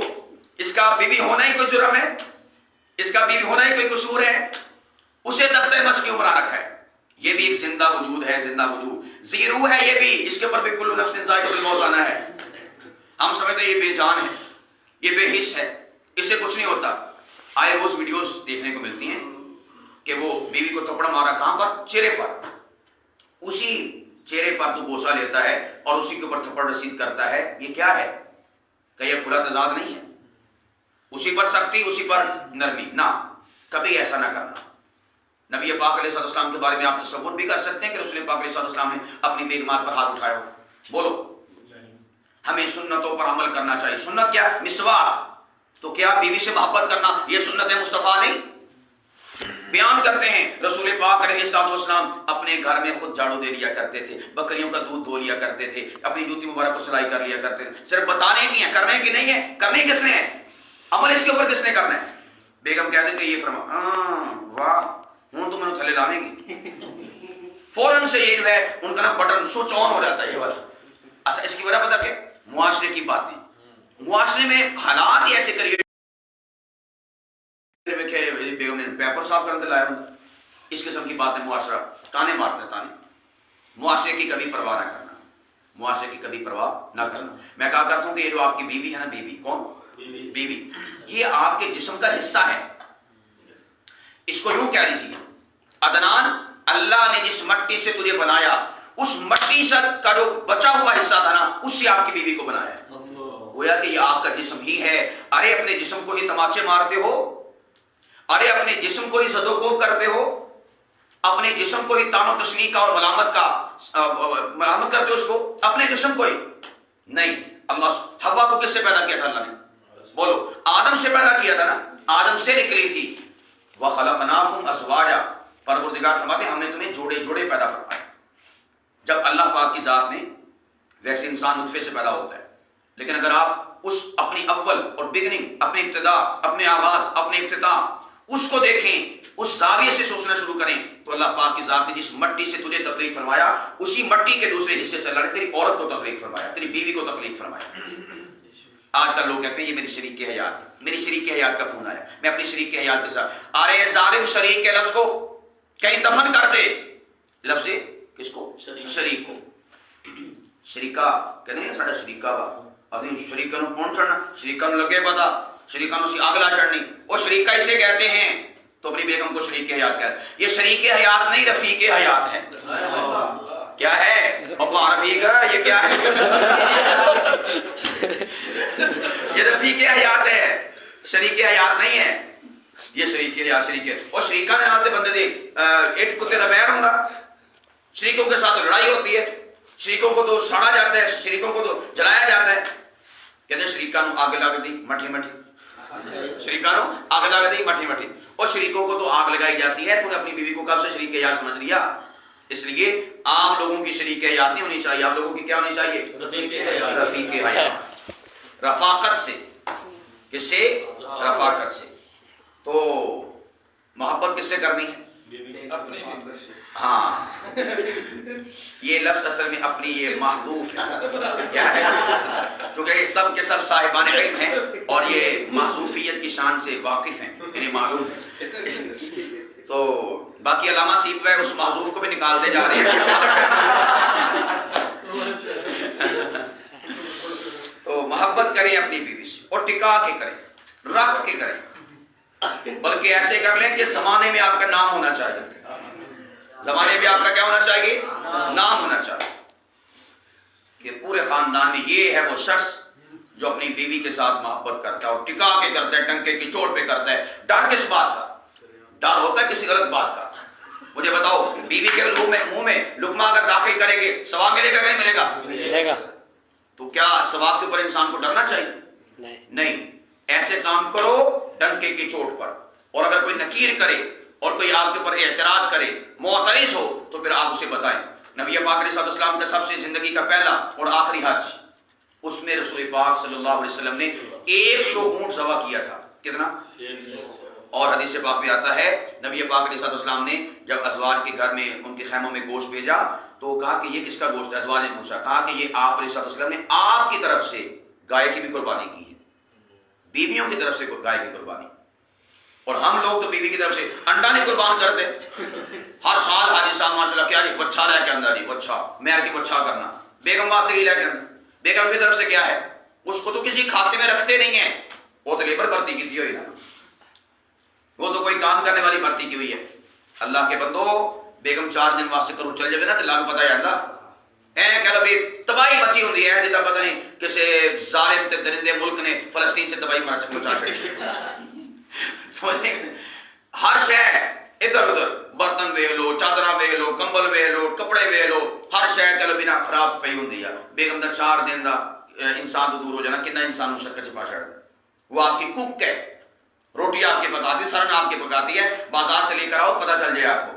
وہ آپ کی دھوپن ہے، کپڑے آپ کے دھو کے دیتی ہے، بچوں کی پرورش کرتی ہے، بچوں کی تربیت کرتی ہے، بچوں کے منہ میں لقمے داخل کرتی ہے. بچے آپ کے ہیں، وہ آپ کے گھر کی محافظ ہے، آپ کے خزانے کی، آپ کے مال کی حفاظت کرنے والی ہے، اور آپ کا کیا کچھ نہیں کرتی.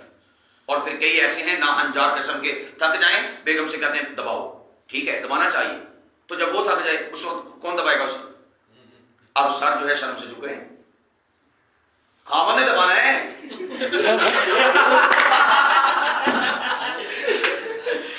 کس نے دبانا ہے؟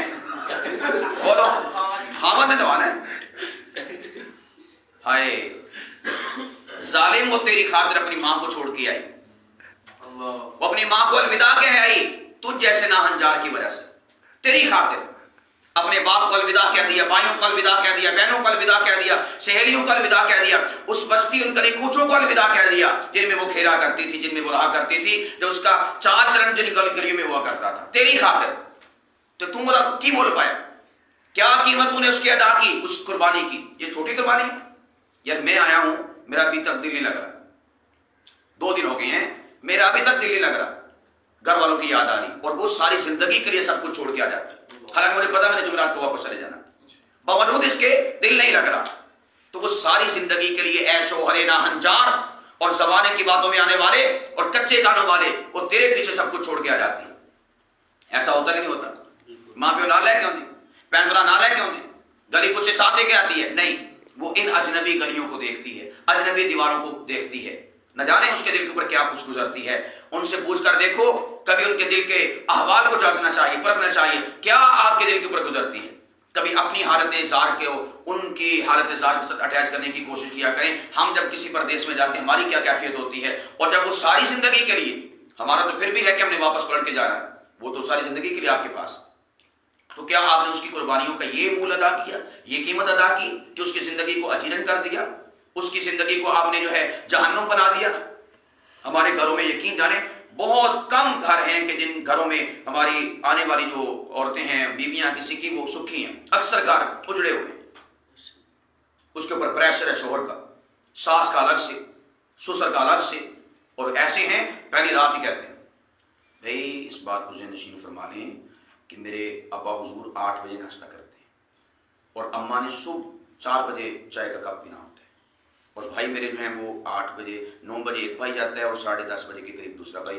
ان کے ناشتے ان کے اوقات میں آپ نے ان کو مہیا کرنے, اور آپ کا تو مجھے پتہ ہی, میرا تو آپ کو پتہ ہی ہے کہ میں نے صبح 7 بجے یہاں سے روانہ ہو جانا ہوتا ہے. اتنا سارا شیڈول مینیو یہ ہوٹل کا دے دیتا ہے اس کو پہلی رات,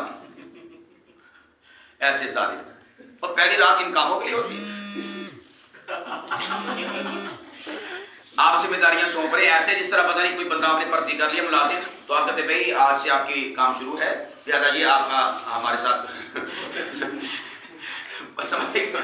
اللہ کے بندے کوئی 4 دن انجوائے کر, کوئی محبت پیار کی باتیں کر. تو نے پہلے دن سے ہی ٹائم ٹیبل سیٹ کرنا شروع کر دیا کہ وہ اتنے بجے کھانا کھاتی, وہ اتنے بجے پیشاب کرتی, وہ اتنے بجے اس کو اٹھانا ہے, اتنے بجے تمہیں اس کو ڈوز دینی, اتنے بجے اس کو ٹیکا لگانا ہے. کوئی خیر بھی بتا دے اس کو کتنے. یہ ہمارے گھروں کی حالت زار ہے. پہلی رات کبھی بھی ایسی باتیں اپنی بیگم سے نہ کرنا, کوئی شیڈول اس کے سامنے نہ رکھنا. پہلی رات محبت کی باتیں, پیار کی باتیں, الفت و چاشنی کی باتیں, سرور کیف اور مستی کی باتیں. کس کی باتیں؟ سرور کیف مستی کی باتیں. پہلی رات باتیں ہونی چاہیے شراب عشق کی باتیں, پیو بھی پلاؤ بھی, پیو بھی اور پلاؤ, اس قسم کی باتیں کرو. محفل مشاعرہ کام کرو, اس سے شعر سنو, اسے سناؤ, اسے کہو کہ دل کو دل سے راہ ہوتی ہے. کیا کہا؟ عرض کیا ہے دل کو دل سے راہ ہوتی ہے, جب پٹاخہ چلے تو اٹھاؤ.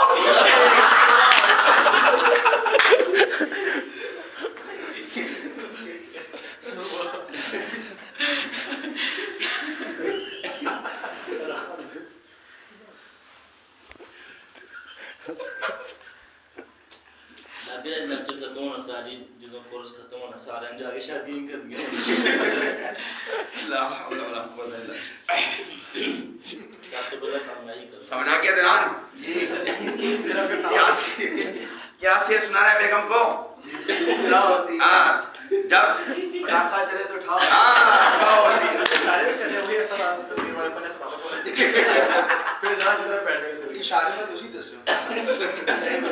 اللہ اکبر کبیر, اللہ بہت نازک مزاج ہوتی ہیں. کیا ہوتی ہیں؟ بہت نازک مزاج ہوتی ہیں.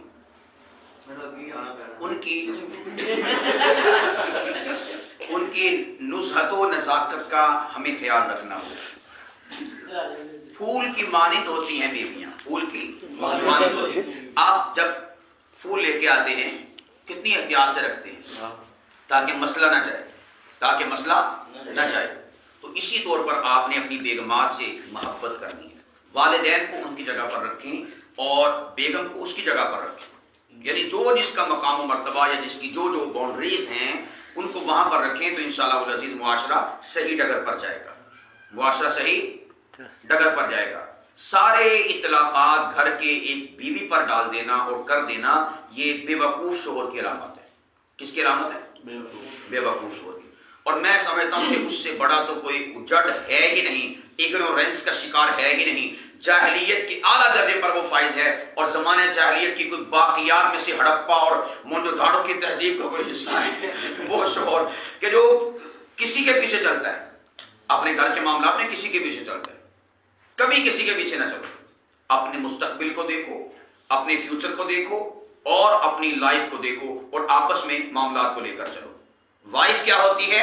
Your life, wife your life, wife آپ کی وہ کیا ہے؟ آپ کی لائف، آپ کی زندگی ہے۔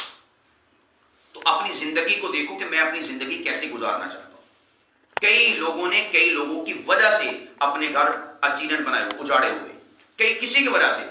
کئی لوگوں کے بارے میں آپ نے سنا ہوگا، اور آپس سے الحمدللہ سے کوئی مسئلہ نہیں، کوئی مسائل نہیں ہے کہ وہ دراصل نہ ہوں کی کریے جی ابو نے اتنا کیا بتا دے میں کرنا ہی پڑتا ہے، تعجب خیز بات۔ اور یہ نہیں بات سمجھ نہیں آتی، وہ جو ابو امی ہیں انٹرنیشنل، وہ اپنی زندگی گزار چکے ہیں، اپنی زندگی گزار چکے ہیں، انہیں چاہیے کہ کچھ رحم و کرم فرمائیں اور امت کے حال پہ کچھ رحم فرمائیں۔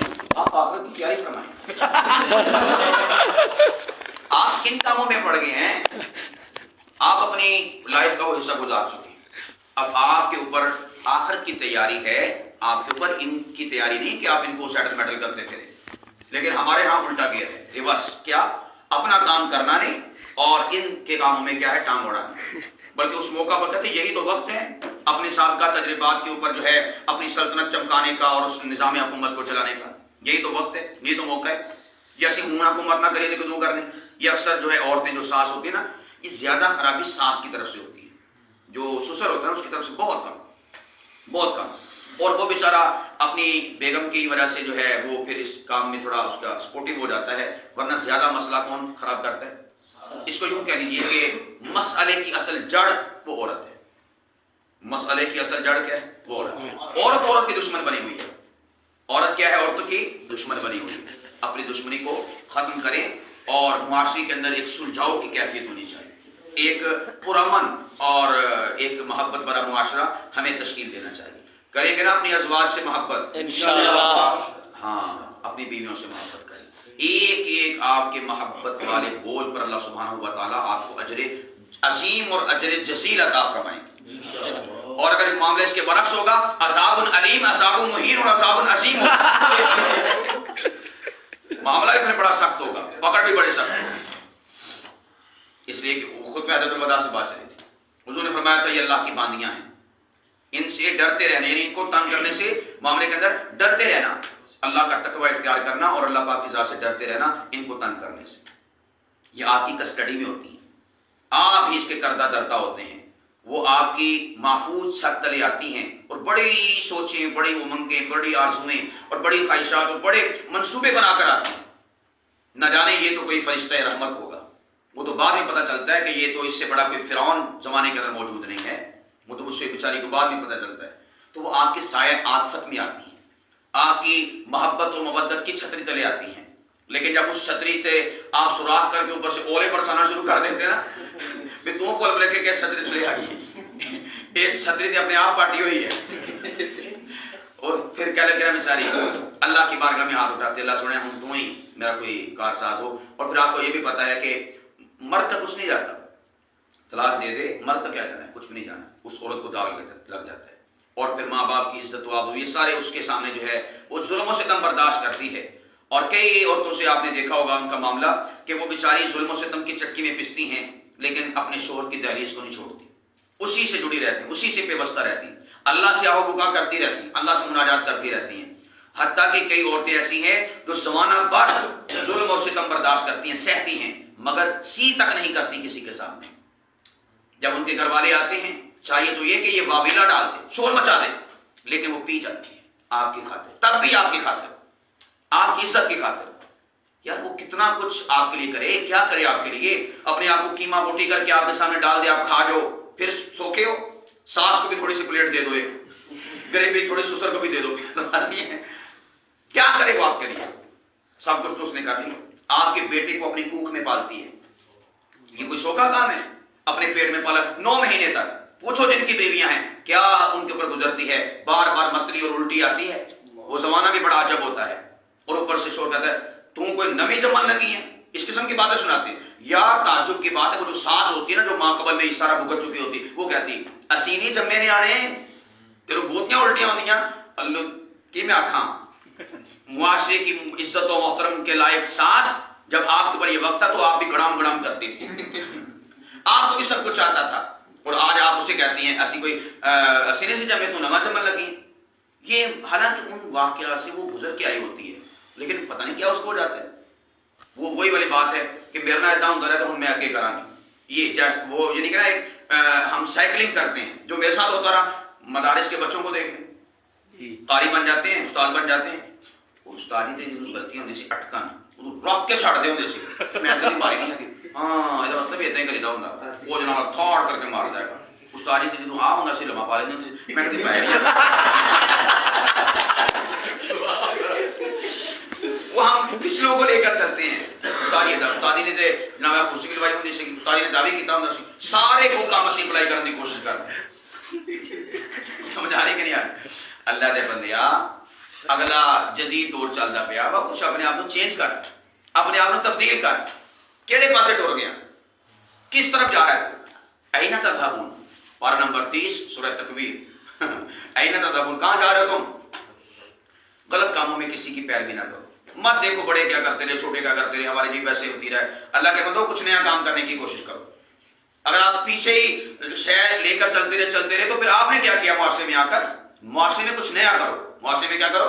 ہاں نیا کرو، نئی آن بان شان کے ساتھ معاشرے میں جیو، تاکہ لوگ آپ کے بارے میں گواہیاں دیتے پھریں کہ یار وہ کر سب کیا ہی بات، آج تک ایسا استاد نہیں دیکھا، یہ نہ کہ وہ بھی اپنے استاد تک استاد ہی نکلے، وہ بھی اپنے پیو دا پیو ہی نکلے، ایسی بات نہ آپ کے بارے میں کوئی کہیں، بلکہ آپ کے اس عمل، آپ کے کردار، آپ کے کریکٹر سے لوگ ایک نئی ان کو جو ہے امید ملے، بلکہ لوگ کہیں یار کاش کے جدہ دا ہونا اپنی بیگم دینا کم ہوتا نہ ہونا چیز ہے کہ وہ الٹا آپ کو جو ہے غلط کردار اور لوز کریکٹر کی وجہ سے معاشرے میں آپ جانے جائیں، تو اپنی بیویوں سے پیار کرو گے، محبت کرو گے، عقیدت و احترام کا رشتہ قائم اور دائم رکھو گے، ہاں ان کے ساتھ جو ہے اپنا سبھی کچھ قربان کرو، انشاءاللہ العزیز کرو میں سکھ امن چین یہ ساری کی ساری چیزیں آپ کو میسر رہیں گی، زندگی کا سکون مل جائے گا اگر آپ نے اپنے گھر کو سنبھال لیا۔ تعجب کی بات ہے یہ معاشرے کی اکائی ہے، بگننگ ہے، اس سے معاشرہ تشکیل پاتا ہے، اس سے آگے شاخیں نکلتی ہیں، خاندان بنتا ہے، لیکن اس کے اوپر لوگوں کا نہ دماغ جاتا ہے کہ ان کی محنت کریں، ان کے اوپر کوئی سوچ فکر کریں، ان کو کچھ پڑھائیں، کچھ سمجھائیں کہ آپ نے اس رشتے کو کیسے لے کر چلنا ہے۔ معاملہ اس کے برعکس چلتا ہے، سب سے جو ہے بنا کچھ پڑھے سمجھے اس معاملے کو چلانے کہ وہ جو ہے ہمارے معاشرے میں یہ والا کام ہو رہا ہے۔ آپ نے بینک میں کسی بندے کو رکھنا، اس کا کوئی سلیبس ہے، کوئی نصاب ہے، کچھ پڑھ کے آئے گا پھر لگے گا، کیشیئر لگے گا تب بھی، اسی طور پر جو استاد لگ رہا ہے تب بھی، لیکن یہ جو معاشرے کا ایک بنیادی اکائی ہے اس کے حوالے سے کوئی تیاری نہیں، کوئی نصاب نہیں، کوئی اس کو سمجھ بوجھ نہیں، کوئی اس کی تربیت نہیں، کئی ایسے طلاق سلاق دے کے اس کے بعد آتے ہیں حضرت صاحب کی راہ نکال دو، یہ آپ نے کوئی راستہ چھوڑا ہی نہیں، ہم کون سا راہ نکال دیں، اب زبردستی والا راہ ہے نا، یہ آپ ان کو پہلے بتائیں، ان کو جو ہے شادی سے پہلے اس حوالے سے گائیڈنس فراہم کریں، آپ نے بیوی کے ساتھ کیسے رہنا ہے، ماں باپ کے ساتھ آپ نے کیسے رہنا ہے، آپ کے معاملات کیسے ہونے چاہیے، ان ساری کی ساری چیزوں کو آپ شادی سے پہلے ان کو سبقن پڑھائیں، اسی کے اوپر وہ شادی کا نصاب تیار ہو رہا ہے۔ خدا کرے کہ کسی کی شادی کے برکت سے وہ جلد از جلد ہے منصہ شہود پر آ جائے، والسواء ذات البروج والیوم الموعود وشاہد ومشہود، منصہ شہود پر آ جائے۔ اللہ اکبر کبیرہ۔ خیر خطبہ حجۃ الوداع چل رہا تھا تو نبی پاک علیہ السلام نے بہت ساری باتیں خطبہ حجۃ الوداع میں ارشاد فرمائی، تو ان میں اگر یہ بات کوئی اہمیت کی حامل ہوتی اس حوالے سے تو آپ علیہ السلام وہاں پر اناؤنسمنٹ کرتے، وہاں پر بتاتے لوگوں کو کہ میرے بعد یہ خلیفہ ہے۔ نبی پاک علیہ السلام نے یہ نہیں فرمایا، اس لیے تمہارا یہ کہنا یہ باطل ہے، فضول است ہے۔ کیا ہے؟ فضول است ہے۔ اور اس کے اوپر پھر کئی شواہد بھی ہیں، احادیث صحیح مسلم میں احادیث مبارکہ ہیں، اللہ کے نبی نے فرمایا تھا عائشہ بلاؤ عبد الرحمن ابن ابی بکر کو، میں انہیں کہوں کہ کوئی کاغذ قلم کوئی اس طرح کی چیز لے کے آئے تحریر والی، میں اس کو لکھ دوں تاکہ امت گمراہ نہ ہو۔ پھر کہا تھا کہ چلو رہنے دو عائشہ، اللہ سبحانہ و تعالیٰ نبی پاک نے الفاظ بولے، اللہ تعالیٰ ایمان والے ابو بکر کے ماں سوا کسی کو قبول نہیں کریں گے، یہ صریح الفاظ ہیں خلافت سے متعلقہ، صحیح مسلم۔ باوجود اس کے ڈنڈورا پیٹا جاتا ہے، علی مولا علی مولا، کی مطلب ہے علی خلیفہ علی خلیفہ علی خلیفہ، آؤٹ آف کانٹیکسٹ اس روایت اور حدیث پاک کو پیش کیا جاتا ہے۔ تو حضرت علی رضی اللہ عنہ کا جو لفظ اور لقب ہے من کنت مولا فہذا علی مولا، اس کا معنی کیا ہے؟ محبوب. محبوب کے معنی وہ ہے کہ مولا علی، اس مولا کو سکریچ کرو، نیچے کیا لکھا ہوگا؟ محبوب. محبوب لکھا ہوگا، بس ایک ہی معنی، اس کے علاوہ کوئی اور معنی نہیں ہے. تو آج تک آپ نے کسی ذاکر سے اس کا بایو ڈیٹا نہیں پیچھے سے دیکھا ہوگا، سنا ہوگا. کسی سے آپ سنا ہے تو آپ بتا سکتے، سوال ہی کریں، وہ بیان کر سکتے ہی نہیں. کریں گے تو عمارت جو ہے وہ ساری کی ساری انہوں نے اس ایک حدیث پاک پر ایک بات کے اوپر کھڑی کی ہوئی نا، وہ ساری کی ساری منہدم ہو جائے گی. لوگ کہیں گے اصل مسئلہ تھا گل کے پیچھے آ سکے. تو آپ ہمیں دستے کیا رہے، بتاتے کیا رہے، سمجھاتے کیا رہے، کس بات کے اوپر دادے وصول کرتے رہے. تو آپ بتائیں گے نا لوگوں کو اس کا بیک گراؤنڈ. اس کے اوپر ارشاد الحق اثری صاحب محدث العصر، انہوں نے بڑی زبردست علمی اور تحقیقی کتاب لکھی ہے، اس کو پڑھیں. حدیث غدیر خون کے نام سے ہے. تو آپ کی 14 طبق روشن ہوں گے، اور پھر آپ آگے عوام کے لوگوں کے 28 طبق روشن کر دیں. سمجھ آ رہی بات؟ کہاں سے بات چلی تھی؟ وقت کیا ہو رہا ہے؟ ابھی نماز 4 بجے. جی چلیں اسی ذکر حسین اور خوبصورت اور دل ربا ہوش ربا باتوں کا ہم اپنی ابھی کی نشست کا اختتام کرتے ہیں. اب جس کے جی میں آئی وہی پائے روشنی. میں نے تو دیا کیا، سورج جلا کے سامنے رکھ. چلیں.